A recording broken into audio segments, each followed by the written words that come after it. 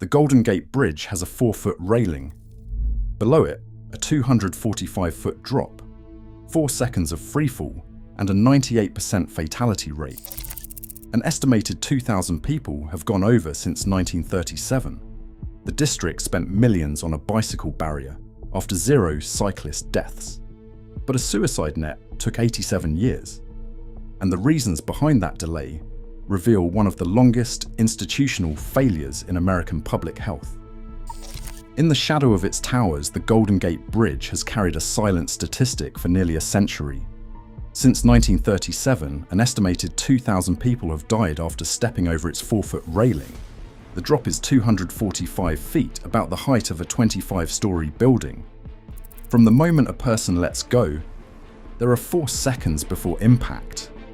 By then, gravity has pulled them to nearly 75 miles per hour. The water at that speed is as unyielding as concrete. The fatality rate was 98%. The bridge's original design called for a 5-foot fence. That was trimmed to 4 feet, a change made for looks, not safety. The rail is low enough that a person can swing a leg over in a single motion. There are no gates, no turnstiles, nothing to slow the decision. The walkway is open to anyone, day or night. For decades, the only thing separating a person from the edge was a chest-high bar, and a view that, for some, became a final invitation. The first to die was Harold Wobber, a World War I veteran. On a summer morning in August 1937, he handed his coat to a friend, said, "This is where I get off," and stepped over the rail. His death made headlines, but it did not prompt change.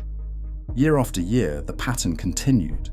The bridge became a magnet for desperation, its statistics quietly mounting, while its beauty drew crowds and postcards.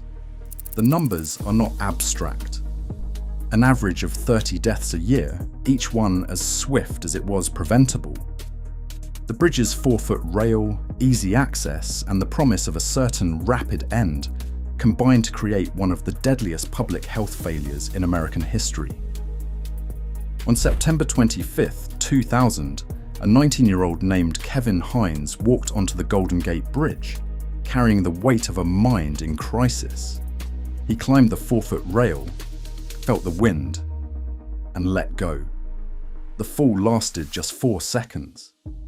He hit the water at nearly 75 miles per hour, enough force to shatter his ankle and fracture vertebrae in his back. Yet, against all odds, he survived.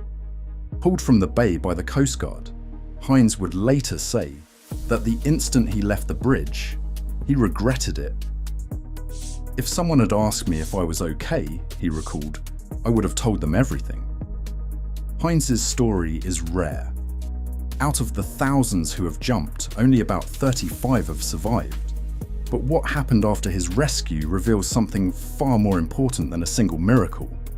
Researchers at UC Berkeley tracked 515 people who were stopped from jumping or survived the fall. 10 years later, 94% were still alive or had died from causes unrelated to suicide. The Harvard School of Public Health studied what happens when access to lethal means is restricted. Their findings were clear: when people are physically prevented from acting in a moment of crisis, the vast majority do not go elsewhere. Suicide deaths drop, often by more than 70%. The bridge's fatality rate, 98% for a jump, makes it almost unique among public places. But the science is not unique to San Francisco. The evidence collected over decades leaves little room for doubt. Intervening saves lives. Denying access to a deadly means does not simply delay the inevitable. It gives people a chance to recover, to heal, and to live. For every person like Kevin Hines, there are hundreds whose stories ended before they could be told.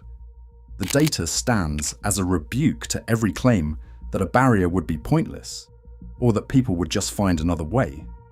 The moral imperative could not be clearer. For more than half a century, the Golden Gate Bridge District met every call for a suicide barrier with a studied shrug. In the 1970s, a panel reviewed 18 different designs, nets, fences, glass screens. then filed them away after board members balked at the thought of marring the bridge's silhouette. The same pattern repeated decade after decade, a new study, a public hearing, then another shelving. When grieving families pleaded for action, some directors dismissed them outright. The board archives record one member quipping, "Why not just install a diving board?" Public opinion offered little help. In 2005, a Bay Area poll found that 3 out of 4 residents opposed any barrier, citing cost and aesthetics. The Bridge District pointed to these numbers as proof that the public would not tolerate change. Yet while the suicide net languished, the district spent $5 million on a bicycle barrier, despite 0 cyclist deaths, and $30 million on a movable median for fewer than 40 traffic fatalities. The message was unmistakable. Some lives were worth the expense, others were not. The inertia was not just bureaucratic, it was cultural, embedded in the very identity of the bridge as an untouchable icon. In 2005, Jenny Olsen's film The Joy of Life began circulating in the Bay Area, blending memoir and elegy to confront the Golden Gate Bridge's deadly reputation. Olsen's open letter in the San Francisco Chronicle named the Bridge District directly, asking why such beauty masks so much loss. Soon, families who had lost loved ones arrived at public meetings, holding posters with names and faces the district could no longer ignore.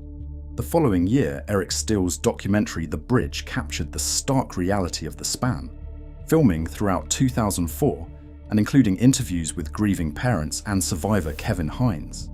When it aired on HBO in 2007, millions witnessed what had long been hidden. Media coverage surged and public pressure mounted. In 2006, families and survivors formed the Bridge Rail Foundation, lobbying lawmakers and confronting the district.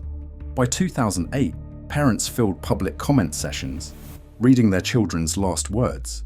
The power of these stories, amplified by film and advocacy, shifted the debate and made inaction impossible.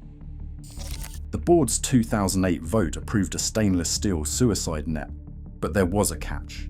Not a single dollar of toll revenue could be spent. This caveat set the stage for years of financial limbo.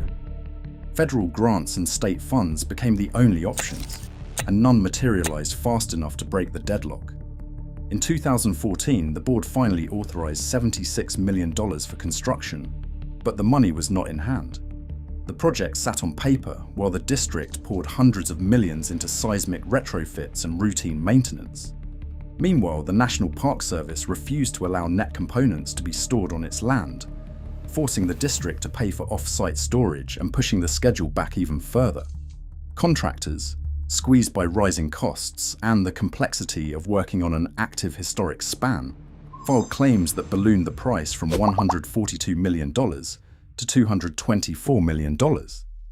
Disputes over who should absorb the overruns led to a $97 million settlement, with taxpayers footing most of the bill. Only in May 2017 did fabrication of the net begin, and the first sections did not arrive on site until August 2018. Installation dragged on through a pandemic, labor shortages and supply chain snarls, with completion finally declared in January 2024. Each layer of delay, including funding restrictions, legal wrangling, and logistical snags, added years to a project that on paper could have saved hundreds of lives in the time it took to break ground. The suicide deterrent net now spans nearly the entire length of the Golden Gate Bridge, a solution engineered to be as unobtrusive as it is effective. Designed by bridge safety engineers, the net is made of stainless steel mesh, set 20 feet below and 20 feet out from the edge of the walkway. This distance is deliberate, far enough to block a clear drop, and close enough to keep the iconic profile intact. The mesh covers 95% of the span, leaving only the towers and maintenance zones uncovered. Anyone who lands in the net faces a jarring, painful retrieval. That experience is often enough to deter impulsive attempts. The system is reinforced by crisis phones, round-the-clock patrols, and upgraded surveillance cameras. The net's geometry, material, and placement work together to turn a fatal leap into a second chance. without turning the bridge into a fortress. The numbers tell a story that decades of debate could not. In the first full year after the net was finished, suicide deaths on the Golden Gate Bridge plunged from an average of 30 to just 4. That is an 87% decline, nearly 24 lives spared in a single year. Staff who once fielded nearly 200 crisis calls every year now intervene less than half as often. Hospital records show a sharp drop in trauma cases linked to the bridge. For clinicians and advocates who fought for the net, the relief is immediate and unmistakable.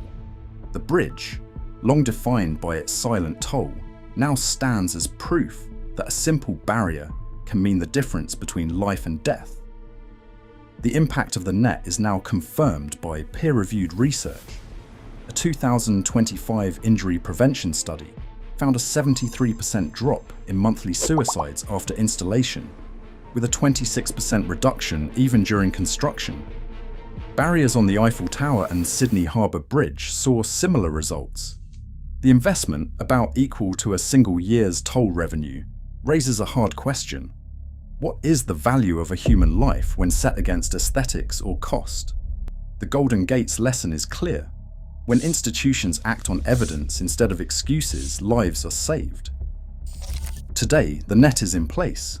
Suicides have dropped by nearly 87%, evidence that barriers save lives when institutions finally act. For decades, beauty won out over human cost. Now, the bridge stands as proof. Indifference isn't just history, it's a choice, hiding in plain sight.